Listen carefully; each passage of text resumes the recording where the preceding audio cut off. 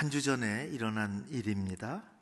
우리나라가 아니라 베트남에서 일어난 나라 전체 축제, 가깝고도 먼 것 같이 느껴지고, 다른 게 아니라 동남아시아 국가들을 중심으로 한 축구 경기, 스즈키 컵이라고 하는데, 스즈키는 제 생각에는 아마도 오토바이 생산 일본 업체 같은데, 동남아 가시면 알지만은 거리마다, 골목마다 큰 거리, 작은 거리, 아침 저녁 낮에도 엄청난 오토바이의 물결이 휩쓸립니다.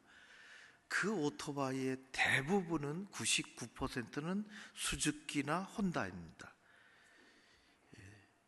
그래서 수즈키 컵이 있는지는 모르겠는데, 축구 결승을 말레이시아와 했으며, 한 수 미친 아래에 있는 베트남의 박항서 감독이 이끄는 베트남 팀이 매직, 그야말로 박항서 매직을 다시 한번 발휘를 해서 1차전은 말레이시아 가서 한 수 아래인데도 불구하고 적지에 가서 2대2로 비겼어요.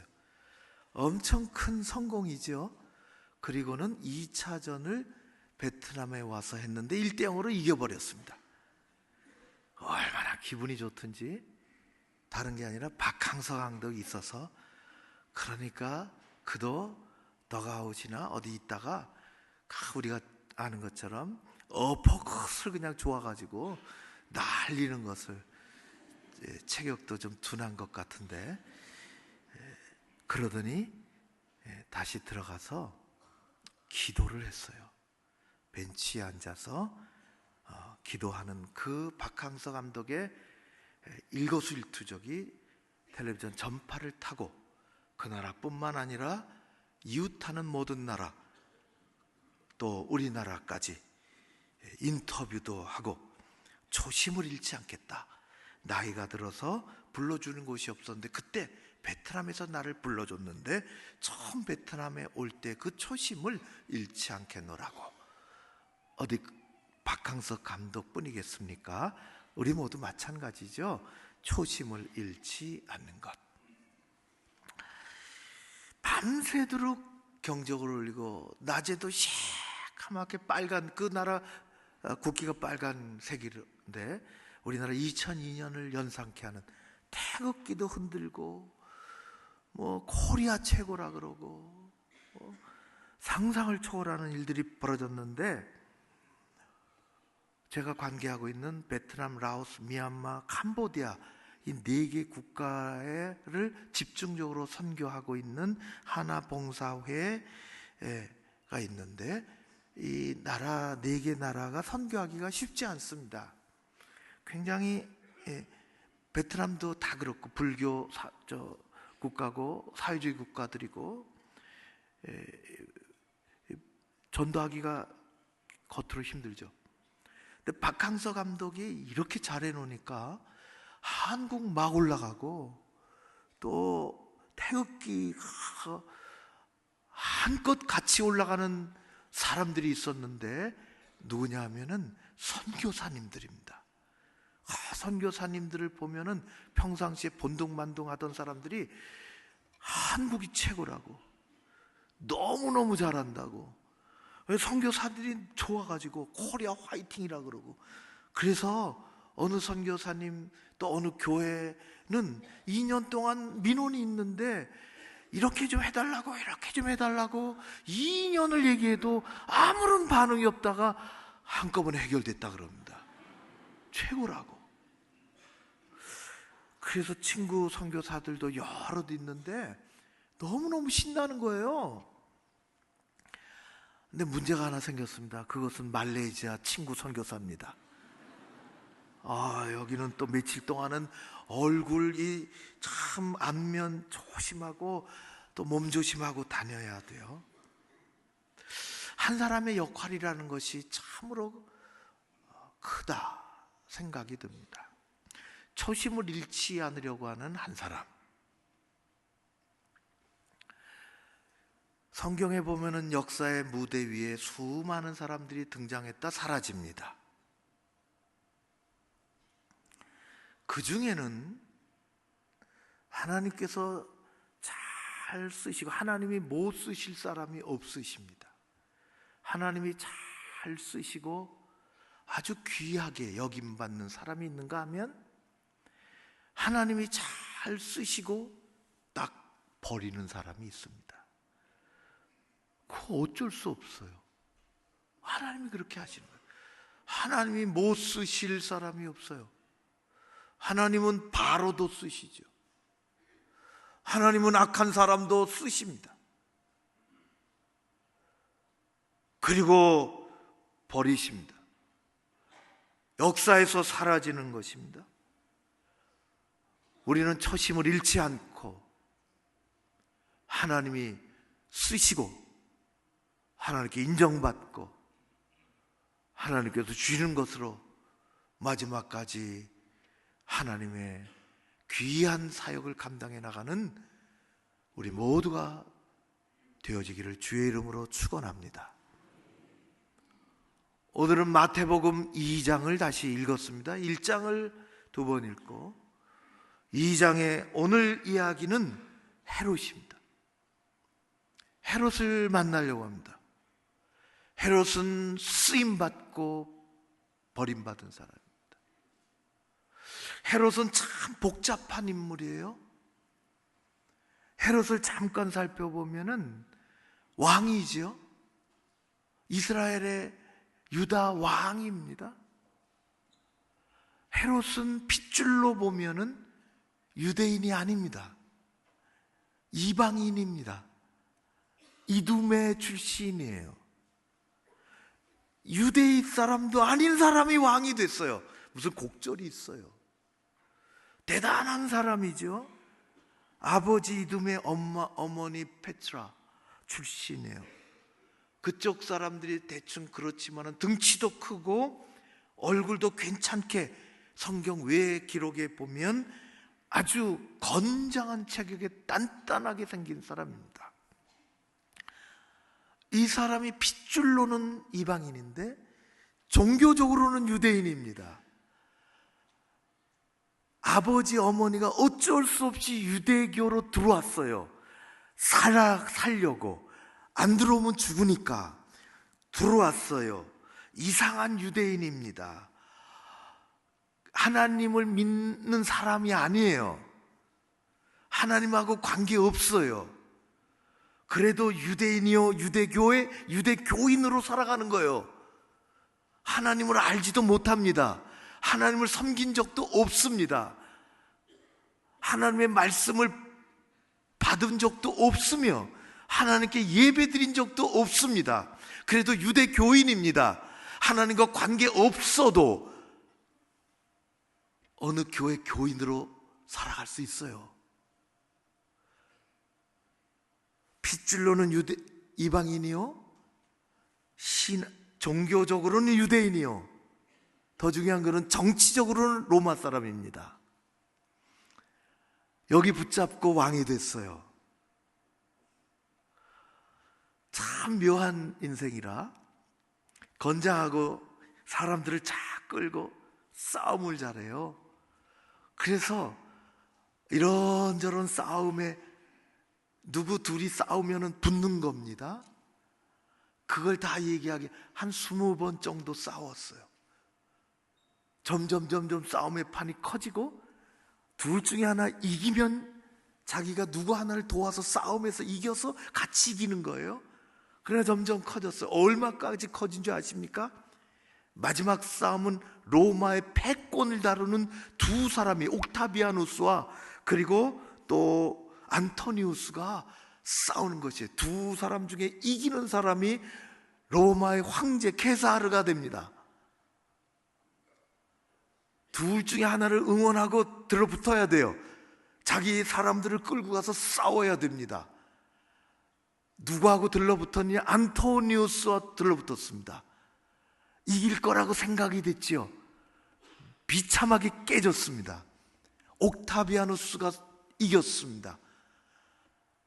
영어 10월이 옥토버예요. 옥타비아누스에게서 왔어요. 황제가 가이사르가 됐습니다. 가이사랴가 됐어요. 가이사르. 어떻게 해야 될까요?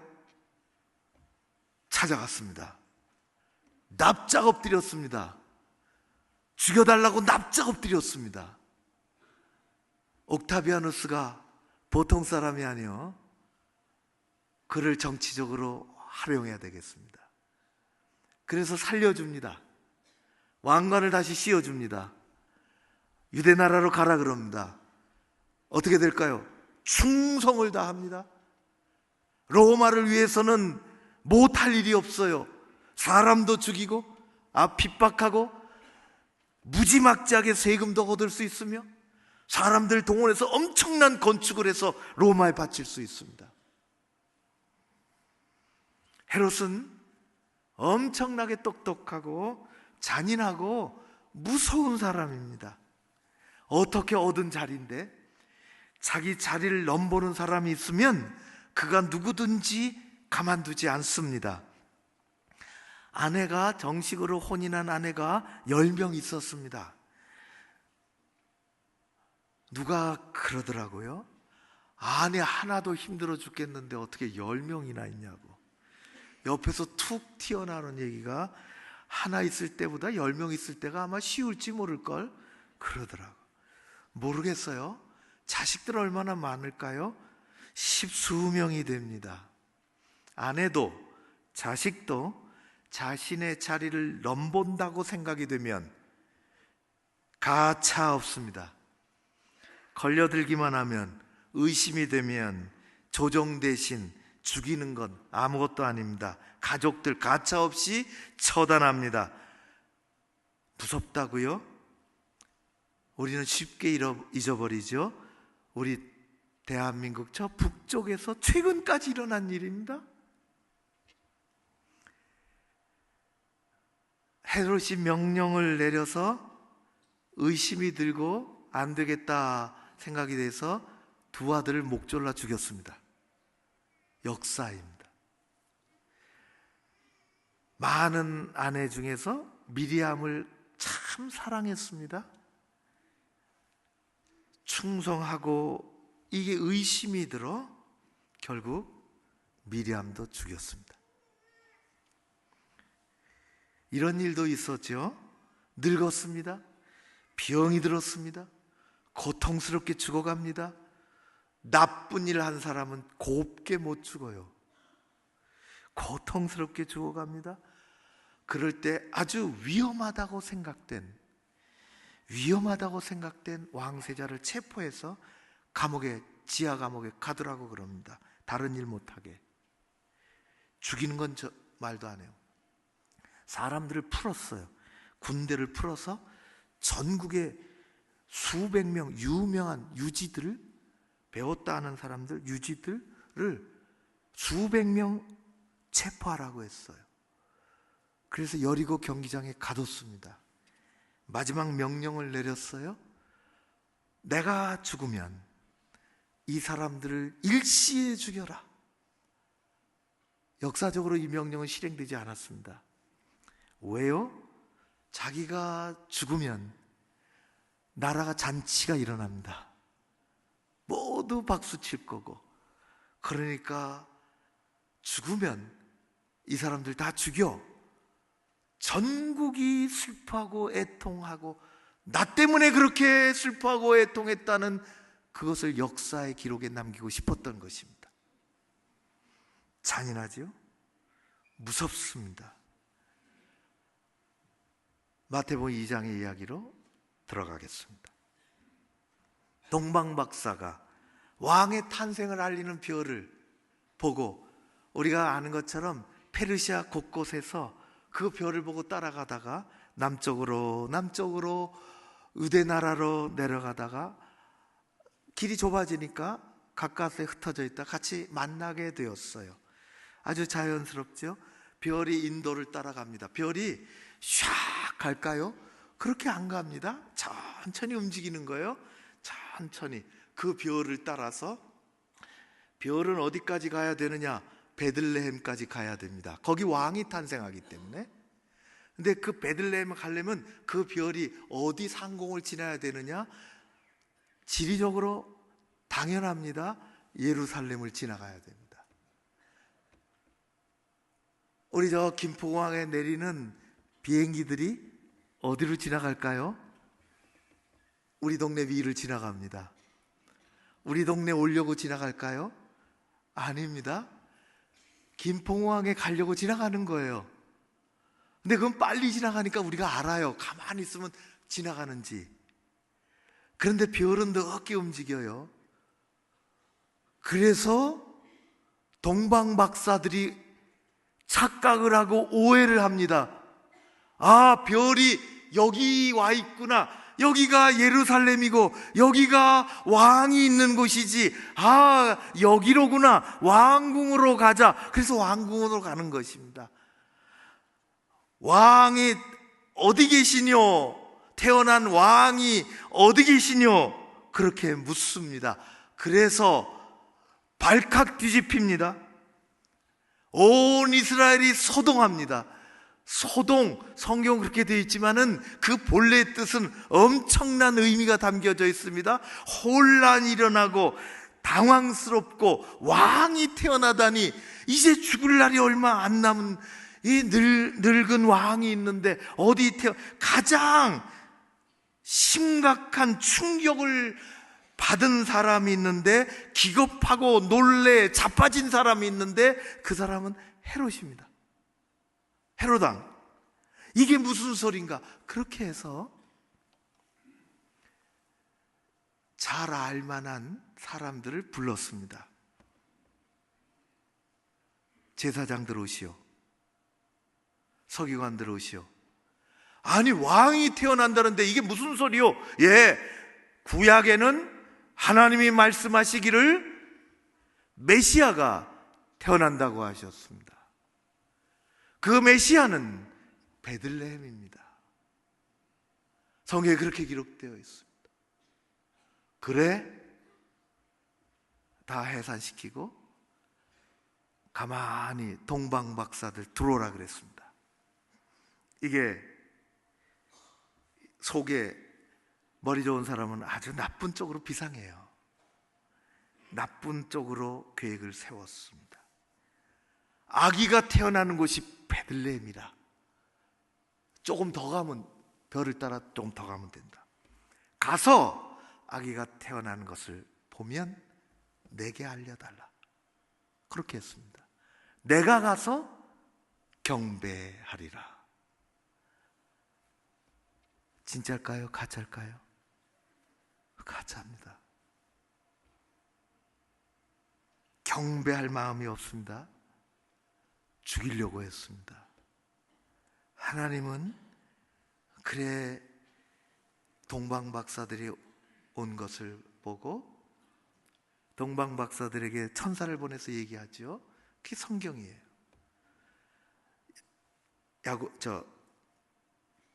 왕에게 가지 마라. 그리고 돌아서 너희 집을 돌아가라. 그리고 요셉과 마리아에게 이야기합니다. 아기를 빨리 데리고 애굽으로 피신하라. 왜? 이것을 안 왕은, 헤롯은 칼을 가지고 가진 군사들을 보내 그 안에 있는 예루살렘에 있는 아기들을 죽이라고 명령을 했습니다. 그래서 통곡 소리가 이곳저곳에 울립니다. 거룩한 예수 그리스도, 우리 주님의 탄생 이야기 가운데 별이 반짝이고 감사하고 그런 이야기 가운데 왜 이렇게 끔찍한 음모, 술수, 잔혹한 일들이 일어난 것을 그대로 기록하고 있을까요? 동방박사들이 예물을 가지고 베들레헴에 찾아와서 말구에 난 아기 앞에 두고 경배하고 돌아가니라 한 것은, 그것은 교회 학교 어린이들까지 이야기예요. 왜 하나님은 헤롯의 이 끔찍하고 고통스럽고 아픈 이야기를 우리에게 들려주실까요? 이 아름다운 성탄의 이야기 가운데 아이들이 죽어가야 되고 속임이 있고 잔악한 이 이야기들을 하나님은 왜 우리 가운데 보여주실까요? 조그만 사업을 한 사람이 있었습니다. 아침에 문 열죠. 가게 문 엽니다. 매일같이 아침에 문 열어요. 내 가게 내가 문 여는 겁니다. 그런데 어느 날 뚱딴지같이 누가 찾아와서 이 가게가 자기 가게라는 거예요. 아니 이건 내 가게입니다. 10년을 여기서 했는데 아니라고, 내 가게라고. 다툼이 생겼어요. 어떻게 해야 될까요? 해결이 안 되면 경찰 불러야 되죠. 고민할 것도 없습니다. 유명한 사업가가 있습니다. 크게 사업을 일으켰어요. 재산이 엄청 많아졌습니다. 사업도 대단해요. 자녀들은 일남일녀를 뒀는데 언제 내게 되나, 그거밖에는 생각이 없어요. 언제 내게 될까. 그런데 갑자기 신문에 또 방송에 나왔습니다. 내가 회장의 맏아들이다. 그러고 나온 거예요. 내가 회장의 맏아들이다. 우리나라 이 드라마의 주제 아니에요, 그게? 그런 걸 무슨 드라마라 그러더라? 아무튼 네, 막장 드라마. 내가 아들이다. 자, 그러면 둘 중에 하나입니다. 내가 주인이라. 둘 중에 하나입니다. 그에게 주든지 아니면 주인이라고 우기는 그 사람과 물러설 수 없는 한판을 벌여야 됩니다. 성경은 지금 재산 싸움을 말씀해 주시는 것이 아닙니다.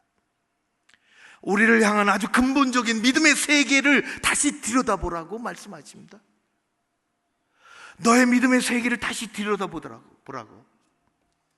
복잡한 인물, 아주 복잡한 성격을 가지고 있는 헤롯의 마음에 지배하는 한 가지 생각이 있어요. 뭘까요? 그것은 내가 왕이라는 것입니다. 이 자리에 누구도 탐할 수 없다는 것입니다. 이 왕국은 나의 왕국이고 내가 왕이라는 이것 한 생각, 이 생각이 그의 전 존재를 지배합니다. 그래서 누구도 허락지 않습니다.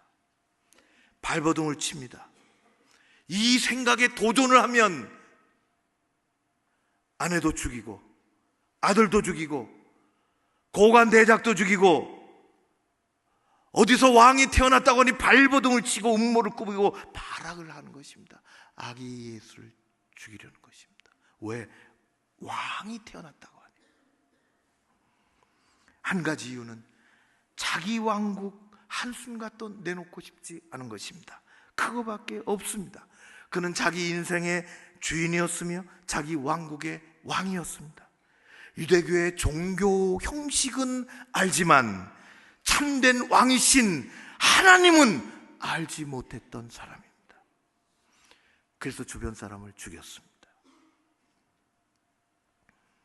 하나님은 우리에게 말씀하십니다. 너의 왕은 누구냐?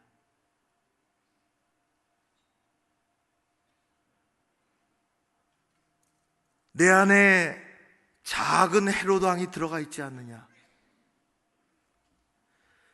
우리는 우리가 알지 못하는 순간에 왕관을 쓴 작은 헤롯이 주님의 주인 되심을 거부하고 내가 주인으로 살아가고 있지는 않은지 모르겠습니다. 탐욕의 왕관을 쓰고 허영의 왕관을 쓰고 교만의 왕관을 쓰고 내 안에 예수 그리스도의 사심보다는 내가 살아 펄펄 뛰고 교만과 패망의 선봉에 살아가는 것입니다. 여러분, 오늘날의 시대를 사회학적으로 우리 너무 많이 알아요. 포스트 모던 시대라 그래요. 포스트 모던 시대는 다양한 사조를 갖고 있습니다. 그 중에 하나가, 아주 중요한 사조 중에 하나가 내가 주인이라는 것입니다. 누구도, 세상에 누구도 나에게 무슨 말을 할 수 없다는 것이에요. 내 권리, 내 주관을 침해하려고 하면은 가만히 두지 않습니다. 누구도 나보고 이래라 저래라 할 수 없습니다. 모두 헤롯이 들어가 있습니다. 그런데 성경은 뭘 말씀하실까요? 성경은 끊임없이 우리에게 말씀하십니다. 하나님이 주인이시라고, 하나님이 왕이시라고. 하나님이 왕이 아니신 적이 없습니다. 성경은 이것을 포기해 본 적이 없습니다. 하나님은 한순간도 이것을 양보하지 않으십니다. 하나님은 한순간도 왕이심을 포기하지 않으십니다. 예수 그리스도 왕으로 이 땅에 보내주셨습니다. 예수님은, 그분은 왕이십니다. 우리 인생의 주인이시요, 우리 영혼의 참된 주인이십니다. 하나님은 이것을 포기해 본 적이 없으십니다. 양보해 본 적이 없으십니다. 모든 것을 다 내놔도 하나님은 이 땅을 통치하시고 우리를 통치하시는 왕으로 이 땅에 오신 것입니다. 우리의 왕이 되시기를 원하십니다. 동방 박사가 묻습니다. 왕이 어디 있느냐? 어디서 나셨느냐? 어디서 난 것을 중요하게 여기지 않으시고 어디 지금 있느냐? 여러분, 여러분의 왕이 어디 계십니까? 여러분의 인생, 여러분의 삶의 진정한 왕이 도대체 어디 계십니까? 누구십니까? 예수 그리스도 말구에 태어나신 그분이 내 인생의 주인이십니다. 내 삶의 왕이십니다. 그렇게 고백하십니까? 생각하고 행동은 따르게 하십니까? 여러분을 다스리시는 진정한 왕은 지금 어디 계십니까? 여러분의 인생의 통치자는 누구이십니까? 우리는 내 영혼의 선장이 될 수 없으며 내 인생의 주인이 될 수 없습니다. 교회 주인은 누구십니까? 40년, 50년 동안 이 교회를 다닌 오랜 교우가 주인입니까? 설교하는 목사가 이 교회 주인입니까? 임직을 받은 장로가 이 교회 주인입니까? 우리의 주인은 누구십니까? 우리 가정의 진정한 주인은 누구실까요? 교회 주인은 누구실까요? 누가 통치하셔야 될까요? 누가 통치하기를 원하십니까? 성탄절이 뭔지 아십니까? 예수 그분이 왕으로 오셨다는 것입니다. 예수 그분이 왕으로 오셨다는 것입니다. 역사의 주관자이시오, 우리 인생의 왕으로 그분이 오셨다는 것입니다. 헤롯이 통치하면, 우리의 삶에 헤롯이 통치하면 우리 인생은 헤롯의 인생이 됩니다.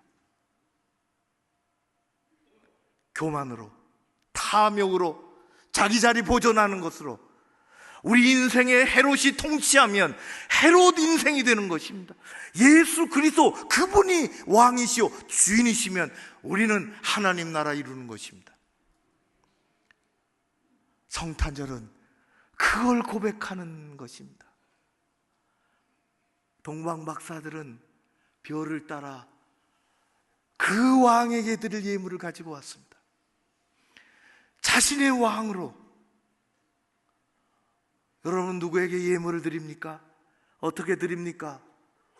예수 그리스도 그분이 왕으로 여러분들 삶에 오시기를 주의 이름으로 축원합니다.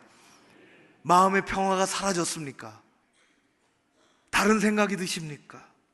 하나님께 항복하십시오. 그분이 왕이십니다. 그분이 우리의 인생의 왕이십니다. 헤롯이 왕이 아닙니다. 내 안에 날뛰려고 하는 헤롯을 죽여야 합니다. 그 자리를 비워 예수님 오시도록 해야 하는 것입니다. 그래야 하나님의 통치가 일어납니다. 그래야 우리의 인생은 평안하고 행복하고 바르고 하나님께 쓰임받고 여김받는 인생이 될 줄로 믿습니다. 예수 그리스도 그분이 우리의 주인 되시고 그분이 갖고 계신 것이 있어요. 그거 원하지 않습니까? 그분이 갖고 계신 것이 있어요. 헤롯이 갖고 있는 것이 있고 예수 그리스도께서 갖고 계신 것이 있습니다. 우리의 왕은 예수 그리스도이십니다. 여러분들의 가정에 우리 교회의 왕은 누가 아니라 예수 그리스도이십니다. 그리고 우리는 기도합니다. 대한민국이, 저 북한 땅이 그분이 왕이 되시도록 기도하겠습니다. 고마우신 아버지 하나님, 스스로를 성찰하고 낮은 데로 오신 우리의 왕 예수 그리스도, 내 안에 헤롯이 사라지게 하시고 내 안에, 내 자리에, 내 인생의 주인의 자리에 예수 그리스도 오시옵소서. 주님이 주시는 것으로, 주님이 채워주시는 것으로 겸손하게 하시고 행복하게 하시고 복되게 하시고 강하게 하여 주시옵소서. 하나님께서 이토록 아름다운 계절, 이 땅에 우리의 가정에, 우리 자녀들에게, 우리 교회에 허락해 주신 것을 감사드리오며 예수님 이름으로 기도하옵나이다. 아멘.